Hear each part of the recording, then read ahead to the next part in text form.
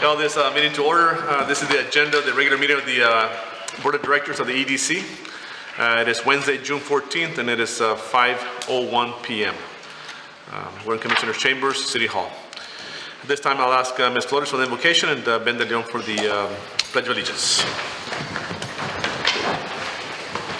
Your Heavenly Father, we ask for your guidance in making decisions for our EDC and our residents of Stark County and the residents of Rio Grande City. We ask for your protection and your guidance in every decision that we make, that you guide us, and that those decisions are for the benefit of our community. We ask for the protection of our community members, our fire responders, law enforcement, and now medical professionals in this community. Amen. Amen. Amen. Amen. Pledge allegiance to the flag of the United States of America and to the republic for which it stands, one nation, under God, indivisible, for liberty and justice for all.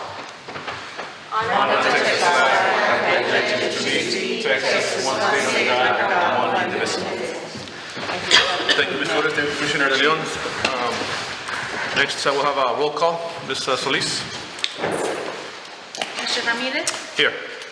Ms. Perez? Present. Dr. Marmo? Present. Mr. Escobedo? Here. Mr. Villarreal? Present. Ms. Flores? Present. Mr. De Leon? Present. You have a quorum. Thank you so much. Item 3, a public forum. Anybody sign up for a public forum, Ms. Solis? No, sir, nobody's signed up. Okay. We do have a public forum, Mr. Marco. Oh, Mr. Flores. Yes. Welcome, Mr. Flores. Thank you, Ray. Thank you for giving me the opportunity to be here. I know that your time is valuable, so I won't take much of it.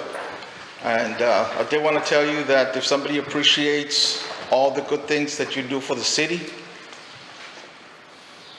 of course, all of us, but I tend to take it a little bit more personal.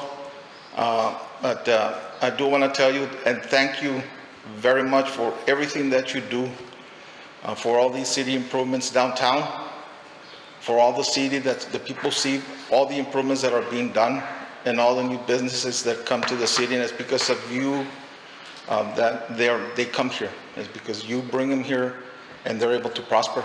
I know that every time that I pass by Walmart and see the new businesses, they're always packed. So that kind of says a lot about the economy. Economy's strong. The economy's strong. I know that there were some doubts at the beginning that who would pay $5 for a cup of coffee. Well, a lot of people do. A lot of people do. And it's a good thing because it does employ a lot of our local community, and they do pay good. So I'm really grateful for everything that you do and continue doing and continue with the vision that you have for Rio Grande. And thank you very much. Thank you, Mr. Flores. And again, just to reiterate what you said, yes, we are blessed to be in a position to be able to create more job opportunities and employ young, men and women in our community. And yes, we thank you for your comments. We don't get this positive comments often, but we just, again, thank you for being here. Yes, sir. Appreciate it. Anybody else have any comments or at this time?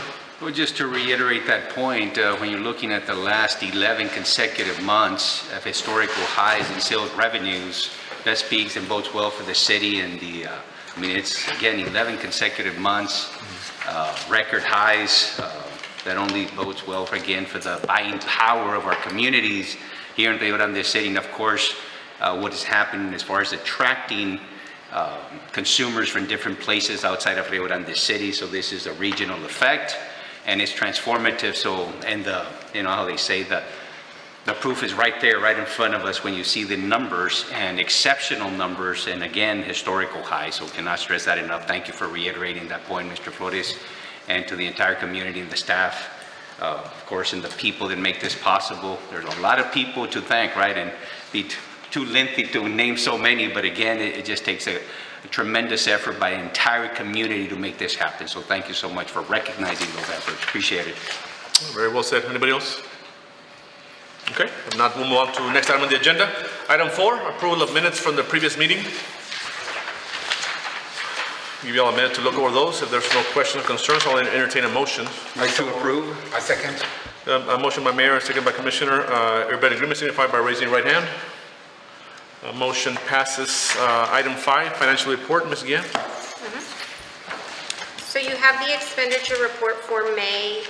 This is the 8th month, representing 66.67% of the fiscal year.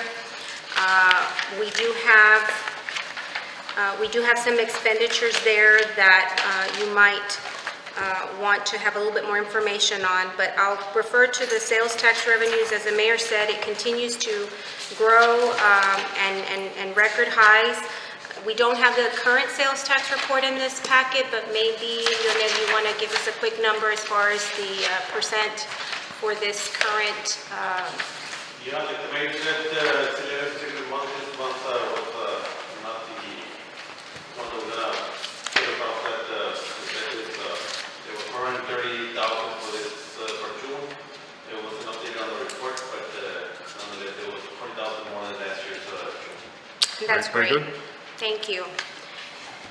On the expenditure side, we do have expenditure under community development. This is on page 14 of 28. I know that you see on there that there's an over, expenses that seem to be over the current budget. This is just the way the accounting is right now. We have to fix that. Lionel and I have talked about it. Some of our CO project expenditures are being applied to the economic development GL, but when you fix that, we're within the budget, the current budget for economic development projects. The COs have their own set or its own GL to which we draw funds from, but not to be of concern to you, because I know you probably look at it and say, wait a second, they're over budget. That's not the case. And then I think that's pretty much it. I mean, we're on track with our expenditures. We're doing exceptionally well with our sales tax revenue, so there really isn't much concern at this moment. Okay, very good for that. Thank you, Ms. Guillen, for that report. Anybody else have any comments at this time or concerns? I know we discussed a lot of, I guess, initiatives and things for this coming year at the workshop, and again, we're excited to and look forward to this, I guess, next coming year. The economy is doing great, and I think we're in a great position to continue to invest and to help investors come into our community. So again, looking forward to seeing those projects to fruition. If there are no comments or concerns, we'll move on to the next item on the agenda. That is item 6, discussion and possible action to amend the fiscal year 2022-2023 EDC budget. Ms. Guillen? So I thought it was important to clarify that economic development expenditure in the previous item, because as we go into this one, I am asking for a budget amendment to complete a payment that was unplanned for this fiscal year, but nonetheless due as an obligation, a contractual obligation we have for our development that we just discussed, which is the St. Ives project.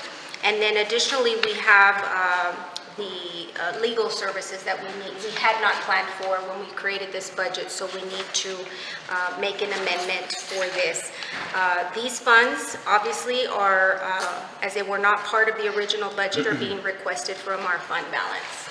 And we've discussed our fund balance in the past. If you want to get into that, we can discuss it. I know Leonel and I talked about that earlier. I move to approve item 6. Second. Got a motion by Member Garcia, second by Ms. Flores. Everybody in agreement, signify by raising your right hand. Motion passes. Very good. Moving on to item number 7, discussion of possible action to discuss the project and proposal from AEP for underground utility relocation. Yes.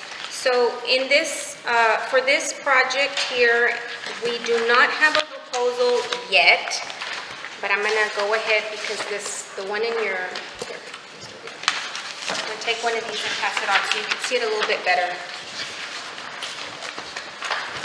Okay, yeah, I didn't keep it up. So AEP has been out there on site to come up with a design to bring those utilities at the current property for Texas Regional Bank and Blue Wave to underground utilities.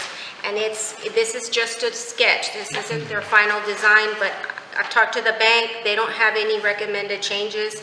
So what they're doing essentially is they're going to be adding a pole over in front of the Chick-fil-A site, so that way they're able to bring down the pole that is currently at the corner of 755 and 83. And so that'll clean up that corner so you don't have that pole. Additionally, they'll have to bring some power over to the south side of 83, in which case they'll bore 83 to make that connection to what is a pool box on the south side. But everything, this is as cleanest as it could be, and I think that you will be pleased with that, which was the objective, to make sure that everything is nice and neat. When I get the final nice design, we'll be sharing that with planning, and I'll bring that back to you. But in the meantime, I want to let you know that this is what is being worked on, and this would be your electric, telecom, which would be Frontier, Spectrum, and SmartCom, along with AEP lines. So it's everything that is currently above ground. I don't know if you have any questions. I'm not the engineer, but I have pretty much a sense of what they're trying to do. Do you know what the red lettering says? I can't read that. Need something. For pool Need, boxes. they need island for pool boxes. Got it. So that's, in Island, two yeah. locations, they're gonna need a little landing pad for the pool boxes, because those pool boxes are not there. Okay. So basically, when they move all these existing poles or relocate them, this whole area is going to be The with. front is gonna be clean. So to give you an idea, when you're driving on 755 and you see where Tractor Supply is and there's nothing, that's what the front part of this project should look like. There will be poles, like I said, relocated to Chick-fil-A. I think they're gonna have another one on the back, because they have some poles on the back side, but that's gonna clear the front of 83, which is what we're trying to do. They're very nice. So, of course, this is just a sketch. Like I said, they took a crayon and they drew over the Google map, but this is right now the best that they could give us. I was hoping we would have it for our workshop, but I mean, it's better late than never. But they're putting this into design. The bank has already said that they've looked at it. It looks just like we discussed. So unless there's any changes or any recommendations, I'm happy to take that back to them. And then I'll bring a proposal back to you once this is final. But really no action today? I'm not going to recommend action on it because I don't have a proposal Right. yet. And that's going to be a main thing. I think that once we see the numbers, we'll be able to decide how much we can contribute towards this project and figure out who's paying for what. But yeah, I think that looks great. And, Does that also include the Blue Wave? Yes, it's the entire block The from entire block. 755 to, I noticed they already started the landscaping. I wonder if they had to tear it all out. They were putting grass in. yeah, there might be some minimal, there might be something minimal, but in the back end, I think they're leaving everything. Because you see overhead power line, they're leaving what is in the back. The pole that's in the corner there, I think has to stay. This one here. So there's not they shouldn't be tearing up anything. On the contrary, they're gonna be routing everything between these two properties to the back. And keep in mind that this is one of the concepts that the city commission is considering as far as new developments to be underground as far as utilities. So That is correct. that's something we're moving on, not just for this project, but certainly for future projects. And the As- utility companies are more than willing to assist and give the city any advice in that regard, because they would like to see that as well in the community. So, Okay, any more discussion or comments at this time? So on this one will be no action, or do we still need to motion for no action? Since it reads discussion of possible action to discuss. No action. No action, okay, so no need for a motion for no action. Okay, that was my question, okay. Very good, moving on to item 8 on the agenda, EDC project updates. Ms. Guillen? yes, you have a chart with projects outlined on there. You have the public infrastructure project currently in place along 755. This is the water sewer project. That's on its way. We've already completed our first payment into that project to the contractor. And so I don't think there's any concern there. We're on track for that. The International Drive, I've had, in fact, today I was talking to the MPO about it. They're finalizing the package to send up for functional classification. They did have a couple of questions, but very minor. TxDOT's already given it its review, its blessing. They're just getting the paperwork ready to send to the feds. And then we also have that ramp over at Fort Ringgold. I know that I've been in contact with the school district to try to get me that estimate for material. I'm told that they're gonna try to get it as soon as possible. But we'll get it for sure, because that needs to be done. And then Los Velas street widening, that one, we did get a design from the engineer, and I've sent this to, Gilbert's not here, to the planning office, so that they can review what is being proposed and designed by the engineers. But I wanted to let you know that they put down a cost estimate, because we had talked about this. The total construction cost that they're estimating for this would be roughly $47,000. So we'll be working together with the engineer at Los Pinos to coordinate the retention wall, the sidewalk, the extension of the roadway. And then I also have, there is another project that we are developing, and this is at the request of Mr. Escobedo. And I did my little fancy drawing just for you. Thank you. I've talked to TxDOT about this. Mr. Escobedo had talked about the concern that we have people that try to access the gas office downtown, and they don't have any railing, especially the elderly that are trying to come in to make a payment. So he asked, what would it take for us to put rail across the street from our downtown office? TxDOT's willing to let us do this project. They would need, obviously, a better picture with the exact material, which would, as I told them, would be exactly what they've already approved a block, 2 blocks down the street. The example that I gave them was the Hernandez building, because Pat Hernandez has the same rail. And then there's a segment of that type of rail next to the boardhouse. So they're willing to give us permission. There's a form that we have to fill out, a letter on city letterhead requesting their permission, but they don't see any concerns. Plus, they're not paying for it, so They're good. they're good. No, Yeah. but it looks nice, so I think it kind of goes with all the other similar projects, so. Yeah, so we're gonna look into that. I'll get you more information, cost estimates, all of that once we get a little bit further. And then Yandere is here somewhere to, yes, Yandere is our Main Street coordinator. We've met her before, and she wants to tell us about what's coming up with the Main Street this weekend, so the mic is yours. Hello, Ms. Anderi, welcome. Hello. The mic is yours. Yes, we're having our next market date this coming Saturday. We had one last month and everything went pretty well. We have a little bit more vendors than what we had last. Tell them how many vendors. Right now, if I'm not mistaken, I want to say we have 46 on the list. Oh my gosh. It's a big improvement Yes, from the past. so that's looking very, very good. The plan now is for us to see what we're gonna do to get people out there to come and buy from the vendors, right? I was able to attend, Ms. Yandere, the last one y'all hosted, and it was very well attended. I think the location helps a lot. They're on Britain. Britton Avenue, yes, and of course, having music.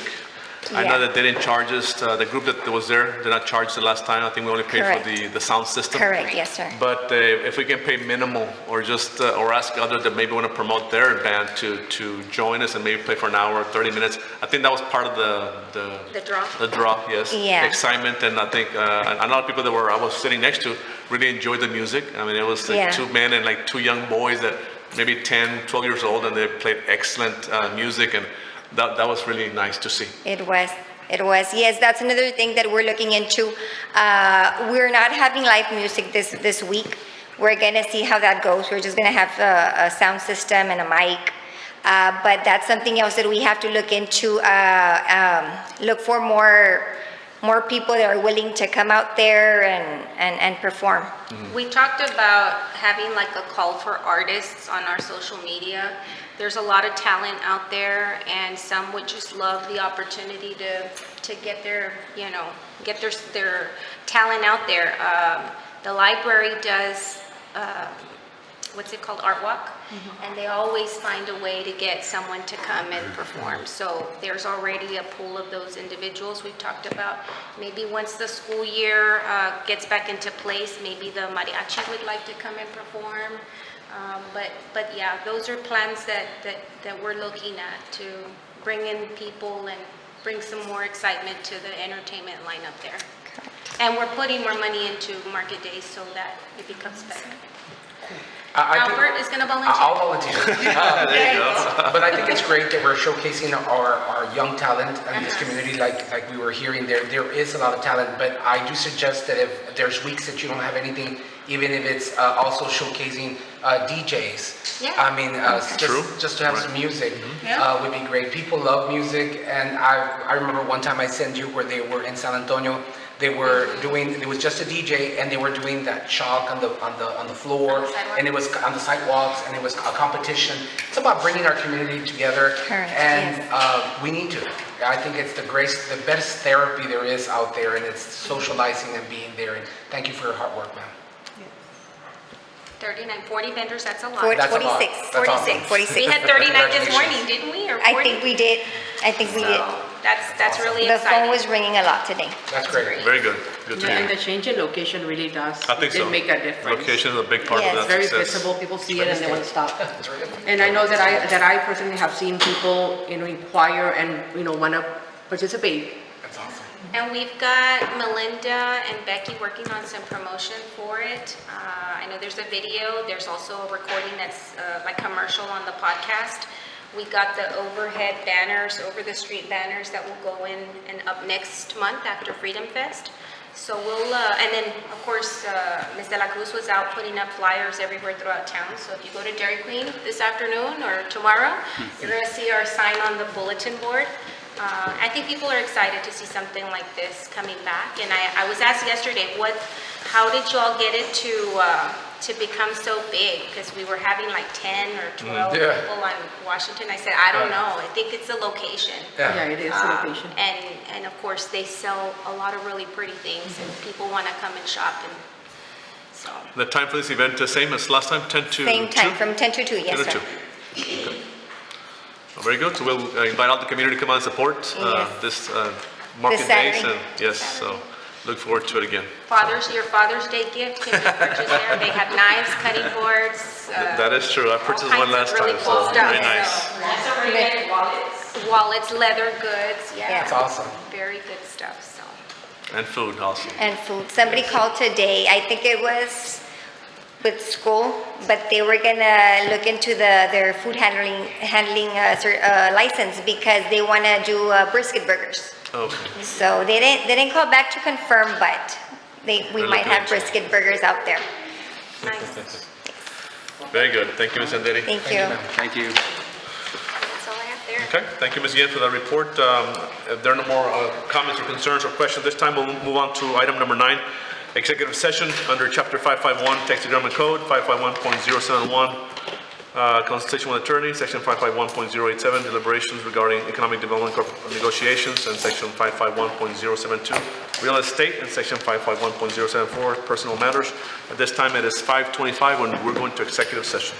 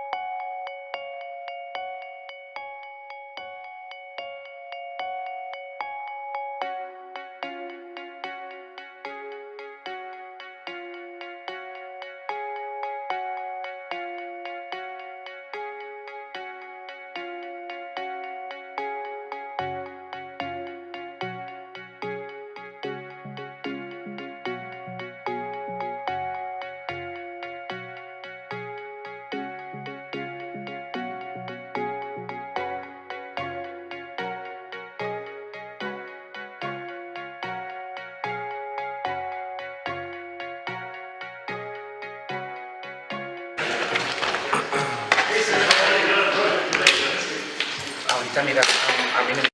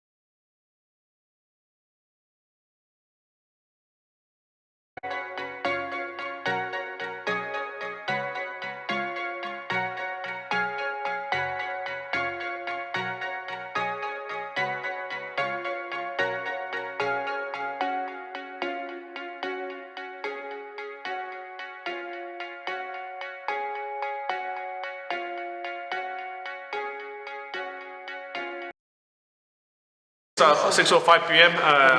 Going back to item 10, we have no action item 10A, no action item 10B, no action 10C, no action item 10D, E, or F.